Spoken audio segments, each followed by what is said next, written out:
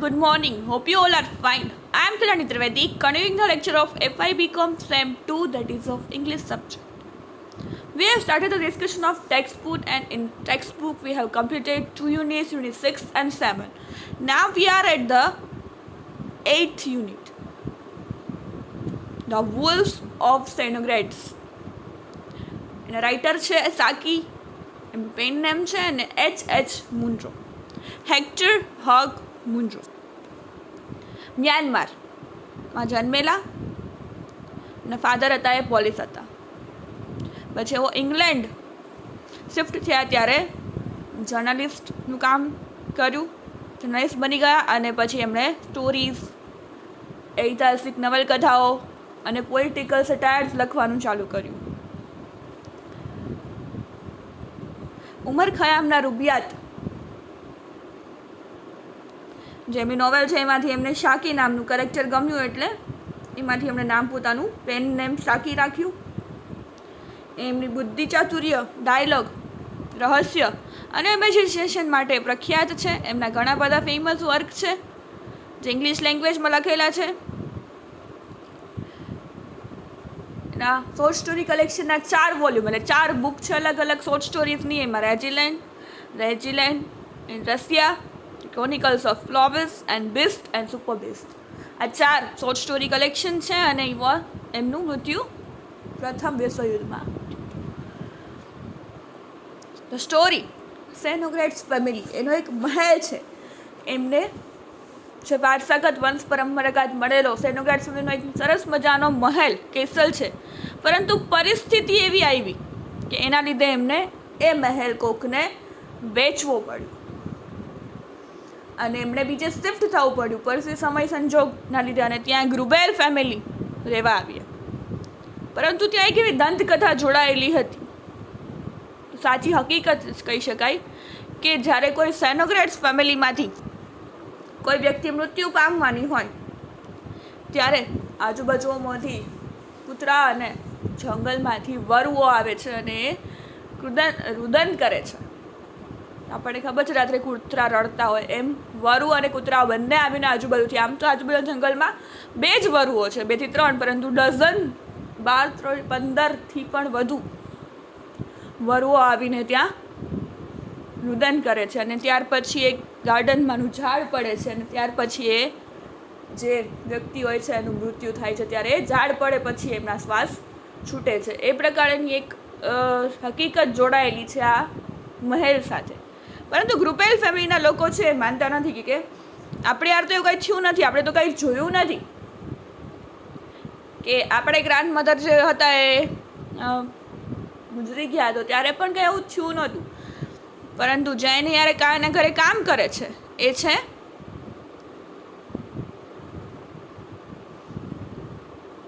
સેનોગ્રેડ્સ ફેમિલીનું એક માણસ છે જે છે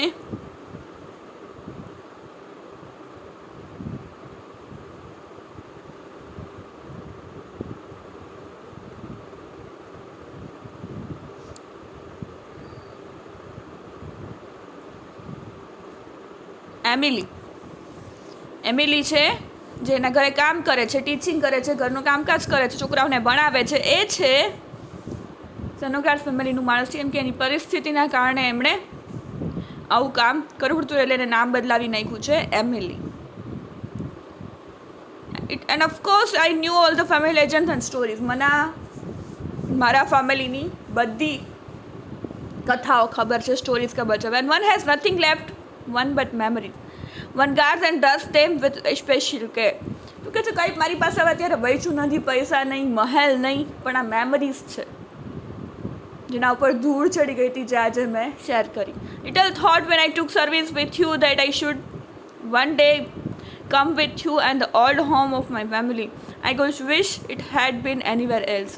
મને એવું હતું કે નહીં જ્યારે અમે આ મહેલ છોડીને ગયા તમને વેચ્યો ત્યારે કે મને આ મહેલમાં પાછું આવવા મળશે, પરંતુ પરિસ્થિતિના કારણે મારે આ કામ કરવું પડ્યું અને મને આ મહેલમાં તમે રાખી લીધું. There was silence when she finished speaking and the Baroness turned the conversation to less uncomfortable topic than family histories. શું કહે છે?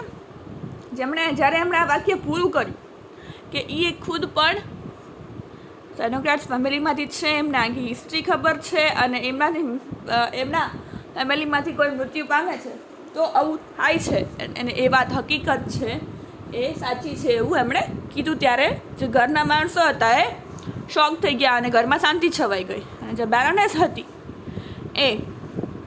એમને આ વાત ગમી નહીં અને એમણે આ વાત ક્લોઝ કરવાની ટ્રાય કરી. But afterwards when the old governess had slipped away quietly to her duties there arose a clamour of scorn and disbelief. શું કહે છે?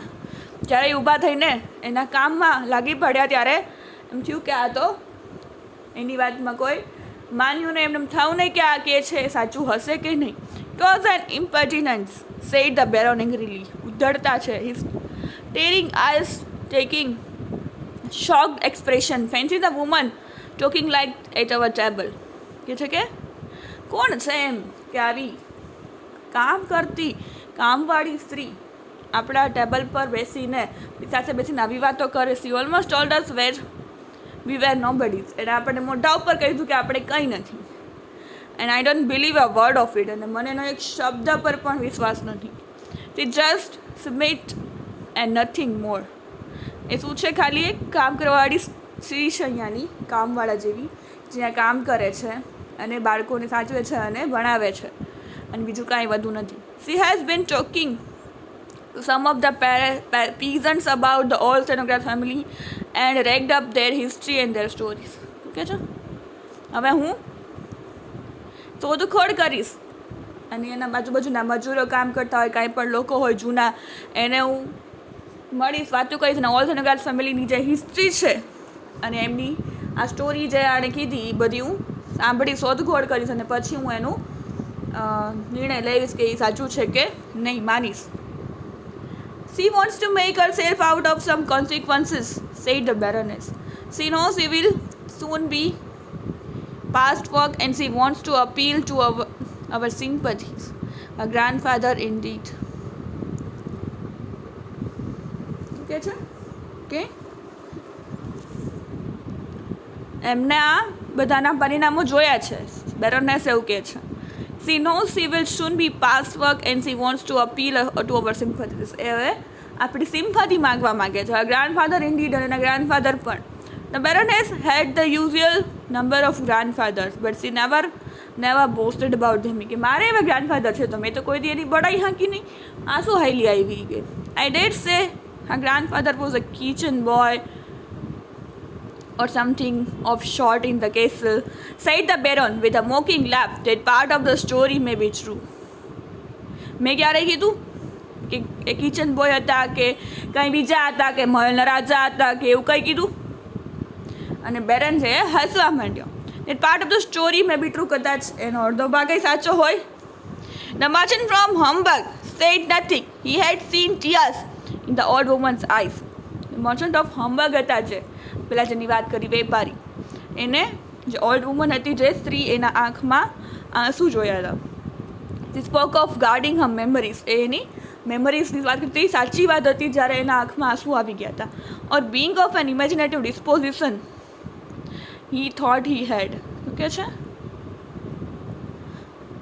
ઇમેજિનેટિવ હતા એટલે એનો સ્વભાવ એમને ખબર પડી ગઈ કે એ સાચી વાત હતા, એ સાચું માણસ છે અને એની આંખમાં બોલતા હતા ત્યારે એની આંખમાં આંસુ પણ મેં જોયેલા. I shall give her notice to go soon as the New Year celebration are over. શું કહે છે બેરોનેસ? કે હું તને નોટિસ આપી દઈશ કે જેવું ન્યૂ યર સેલિબ્રેશન પતે ને એટલે એને કાઢી મૂકવી છે, said the Baroness.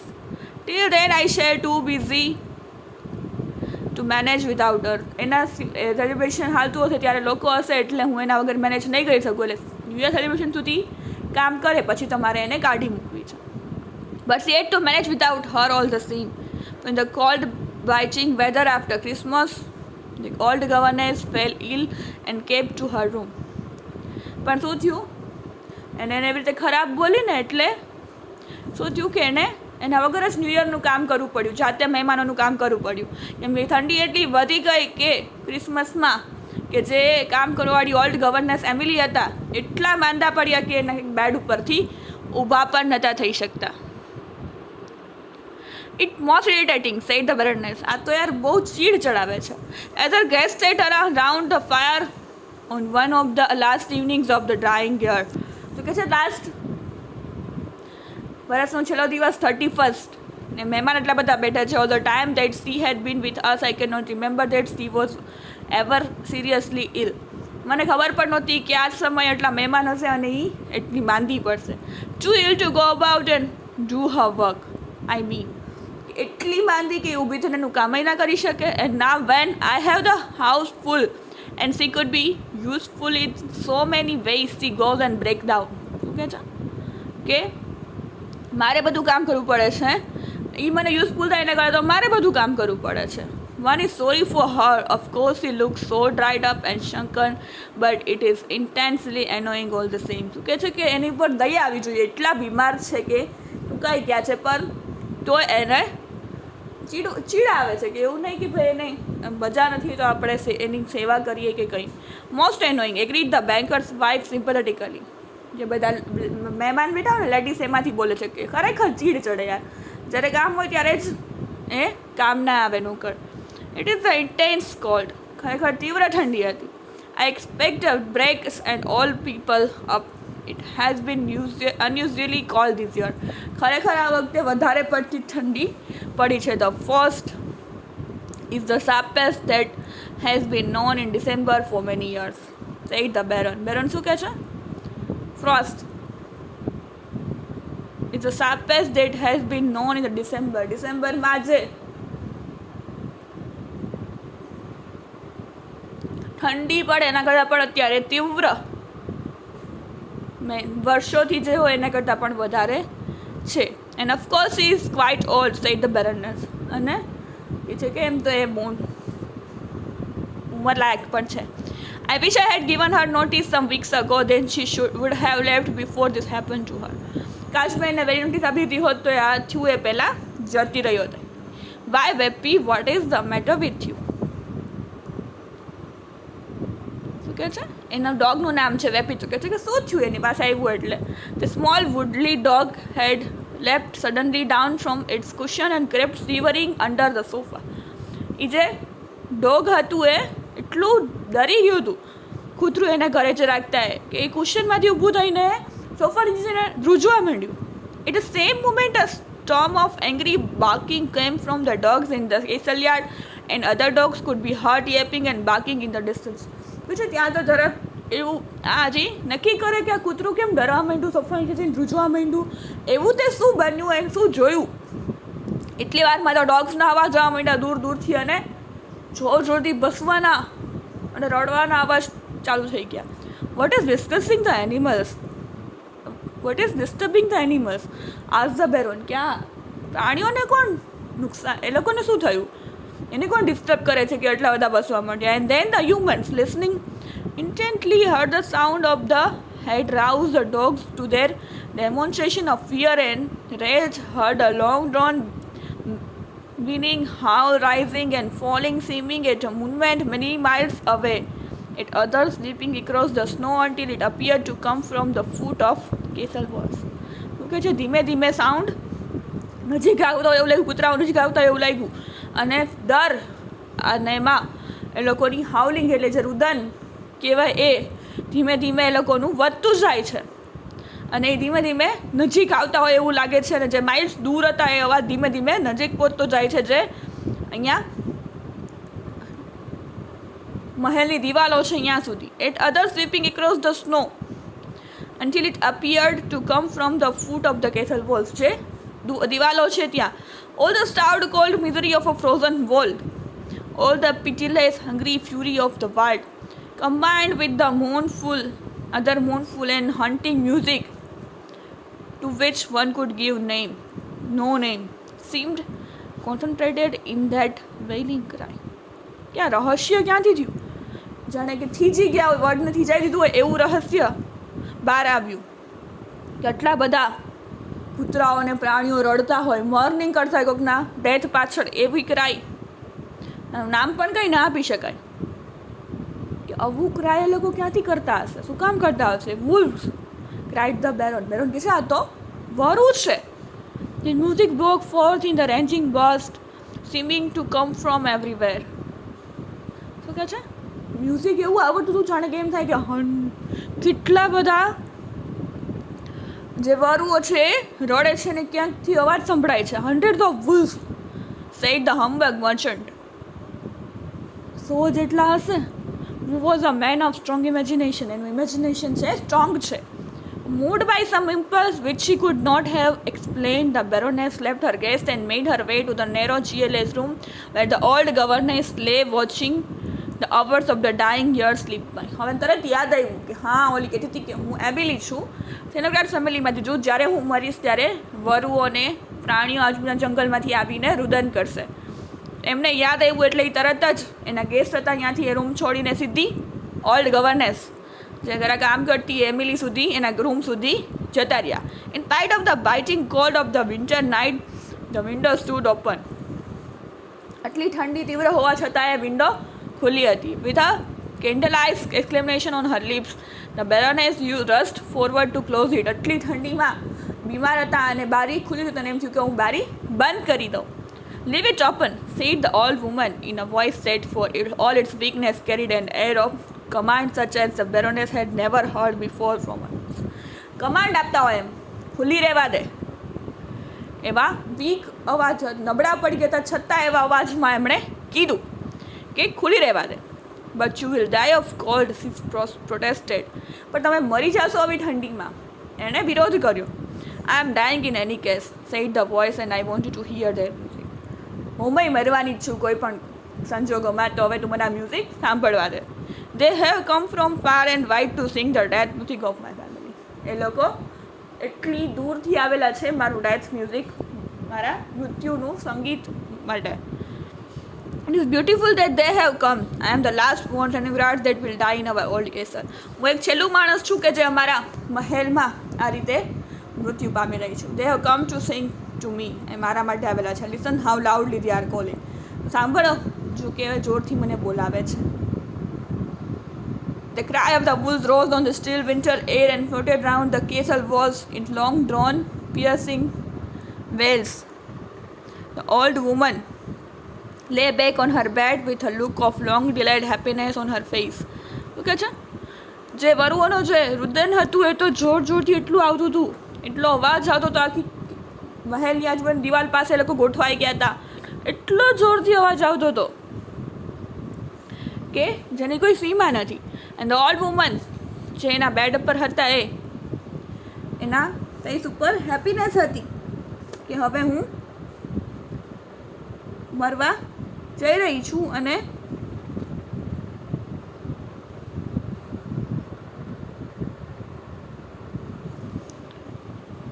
મારા મુખ પર જે ખુશી છે. ગો અવે she said the baroness. I am not lonely anymore. I am one of a great old family. જયતી રહે અહીંથી. હું એકલી નથી. હું તો સૌથી એક મહાન ઓલ્ડ ફેમિલીની એક માણસ છું. I think she is dying, said the baroness when she had rejoined her guest. જ્યારે બધા ગેસ્ટ આવી ગયા ત્યારે કીધું કે મને લાગે છે કે આ મૃત્યુ પામી જાય. Suppose we must send a doctor. And that terrible howling, not for much money would I have such death music. શું કહે છે જ્યાં બધા ભેગા થયા એટલે મને કહે છે કે આપણે ડૉક્ટરને બોલાવવા જોઈએ. And that terrible howling, not for much money would I have such death music. આવું ડેથ મ્યુઝિક હોય. આટલા બધા વરુઓ આવીને અહીંયા કૂતરાઓ અને વરુઓ અને પ્રાણીઓ જંગલી આવીને આટલો અવાજ કરે આટલું રુદન કરે. That music is not to be bought for any amount of money. એ એકઈ પૈસાથી ખરીદી શકાતું નથી. સેડ ધ કોનાડે એવું કીધું. હાક what is that other sound? asked the baroness. A noise of flitting and crashing was heard. અવાજ આવ્યો કે શેનો આવ્યો? જાણે કંઈક પડ્યું. It was true tree falling in the park. શું કહે છે? ઝાડ પડ્યું ગાર્ડનમાં. There was a moment of uncomfortable silence and then banker's wife spoke. It is the intense cold that's beating the trees. Also the cold that has brought the wolves out in such numbers. It is many years since we had such cold winter. ઠંડી એટલી છે એટલે અને પવનના લીધે ઝાડ પડ્યું અને આટલી ઠંડી છે એટલે વરો આજુબાજુમાંથી અહીંયા આવી ગયા છે. The baroness eagerly agreed that cold was responsible for these things. બરાબર છે, ઠંડી જોઈ શકે. It was the cold of the open window to which caused the heart failure that made the doctor's service unnecessary for the old Frolin. But the notice in the newspaper looked very well. શું કહે છે? Doctor પણ આવીને કંઈ કહી નથી કેમ કે એનું હૃદય બંધ થઈ ગયું હતું. અને બીજા દિવસે ન્યૂઝપેપરમાં નોટિસ હતી on the December 29th at Schloss Cernogratz Amelie von Cernogratz for many years the valued friend of Baron and Baroness Gruebel. છે સરસ મજાની સેનોગ્રાટ્સ એમિલી વન સેનોગ્રાટ્સ એનું નામ જે હતું એ મૂળ નામ આપ્યું. Four many years the valued friend કોના હતા તો કે બેરન અને બેરનેસ એટલે ગ્રુબેલ ફેમિલીના જે હતા બેરન બેરનેસ એ પતિ પત્ની છે એમના માલકીનના ફ્રેન્ડ હતા જે 29 ડિસેમ્બરના સ્વર્ગવાસ પામ્યા છે. તો this is about the story કે સાચે એવું થાય છે જે વરુઓ છે આવે છે બુલ્સ ઓફ સેનોગ્રાટ ફેમિલીના લોકોમાંથી કોઈ પણ એક જ્યારે મૃત્યુ પામે છે ત્યારે આવી રીતે થાય છે. અને જ્યારે એને ઘર વેચ્યું અને પછી પાછું અહીંયા કામ કરવા આવ્યા એમિલી નામ બદલીને અને પછી ગ્રુબેલ ફેમિલીને સ્ટોરી કીધી તો એમણે માની નહીં, પણ જ્યારે એ સાચી હકીકત બની ત્યારે એમને માનવું પડ્યું કે હા એ સેનોગ્રાટ ફેમિલીમાંથી હતા અને વરુઓ આવ્યા અને ઝાડ પણ પડ્યું. So is all about the story legend, the story without a proof. દંતકથા પ્રોસ્પરસ એટલે વેલ્ધી, સક્સેસફુલ સફળ. ડિસ્પોઝિશન ઇન્ક્લાઇન્ડ, કેસલ એટલે મહેલ. Custom a traditional way of doing something. રિવાજ, પ્રીમ પ્રોપર. હોલિંગ એટલે લાઉડ વેલિંગ સાઉન્ડ જે મોટો અવાજ. Chorus sound made by a group at the same time. Group દ્વારા જે કોઈ સાઉન્ડ થાય એને કોરસ કહેવાય. ડેફિયન્સ એટલે resistance. Basement to make one self modesty. Taunt sarcastic insult કોઈની ઇન્સલ્ટ કરવી, અપમાન કરવું. અરાઉઝડ એટલે અવેકન જગાડવું. Scorn to express content. Impertinence એટલે રૂડનેસ, રૂડ બિહેવ કરવું. પીઝન્ટ્સ એટલે ફાર્મર એટલે કે ખેડૂતો.